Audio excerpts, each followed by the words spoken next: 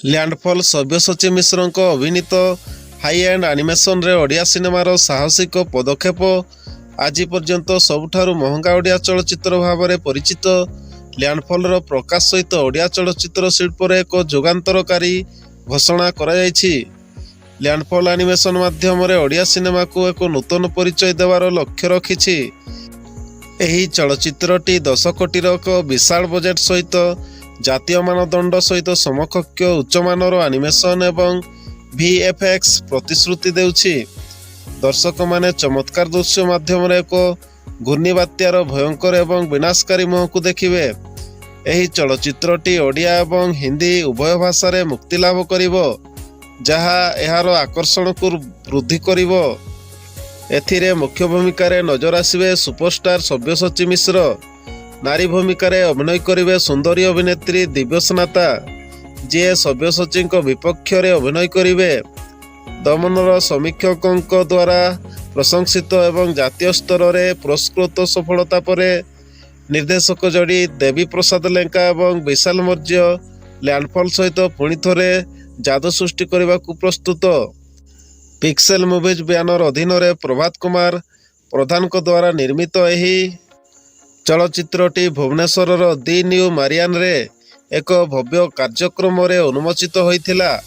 ଉତ୍ସବରେ ଏହାର ଶୀର୍ଷକ, ଲୋଗୋ ଏବଂ ପୋଷ୍ଟର ଆନୁଷ୍ଠାନିକ ଭାବରେ ଲଞ୍ଚ କରାଯାଇଥିଲା। ଅଗ୍ନିଶମ ସେବା ଡିଜି ସୁଧାଂଶୁ ସାରଙ୍ଗୀ, ପୂର୍ବତନ କୁଜଙ୍ଗ ତହସିଲଦାର ସୁରଜିତ ଦାସ ଏବଂ ଅତିରିକ୍ତ ତହସିଲଦାର ନୃସିଂହ ଚରଣ ସ୍ୱାଇଁଙ୍କ ସମେତ ପ୍ରମୁଖ ବ୍ୟକ୍ତିମାନେ ଏହି କାର୍ଯ୍ୟକ୍ରମରେ ଉପସ୍ଥିତ ଥିଲେ।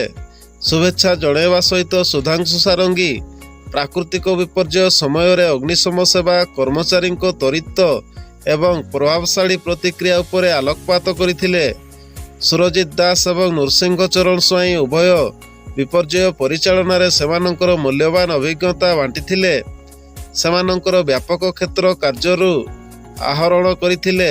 ଏହି କାର୍ଯ୍ୟକ୍ରମରେ ସଙ୍ଗୀତକାର ଗୌରବ ଆନନ୍ଦ, ସିନେମାଟୋଗ୍ରାଫର ପ୍ରତାପ ରାଉତ ଏବଂ ଓଡ଼ିଆ ଚଳଚ୍ଚିତ୍ର ଶିଳ୍ପର ଅନେକ ପ୍ରସିଦ୍ଧ ବ୍ୟକ୍ତି ଉପସ୍ଥିତ ଥିଲେ।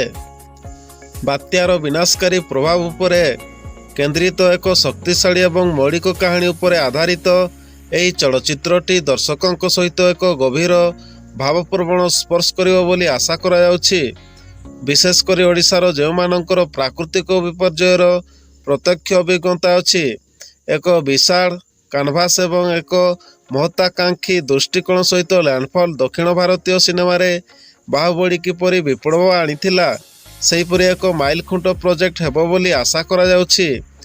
ପ୍ରଯୋଜକ ପ୍ରଭାତ କୁମାର ପ୍ରଧାନ ବିଶ୍ୱାସ କରନ୍ତି ଯେ ଏହି ଫିଲ୍ମ ଓଡ଼ିଆ ସିନେମାକୁ ଆନିମେସନ ଏବଂ କାହାଣୀ କହିବାରେ ଏକ ନୂତନ ପରିଚୟ ଦେବ। ଅନନ୍ୟ ଏବଂ ପ୍ରାମାଣିକ ଓଡ଼ିଆ କାହାଣୀ ବାଛିବା ପାଇଁ ଜଣାଶୁଣା ସବ୍ୟସାଚୀ ମିଶ୍ରଙ୍କ ଦେବୀ ବିଶାଲ ଯୋଡ଼ିଙ୍କ ସହ ସହଯୋଗ ଲ୍ୟାଣ୍ଡଫଲ୍କୁ ଏକ ମାନଦଣ୍ଡ ସିନେମା ଅଭିଜ୍ଞତାରେ ପରିଣତ କରିବ ବୋଲି ଆଶା କରାଯାଉଛି। ଏହିପରି ଚଳଚ୍ଚିତ୍ର ବିଷୟରେ ଜାଣିବା ପାଇଁ ଚ୍ୟାନେଲକୁ ସବସ୍କ୍ରାଇବ୍ କରି ରଖନ୍ତୁ।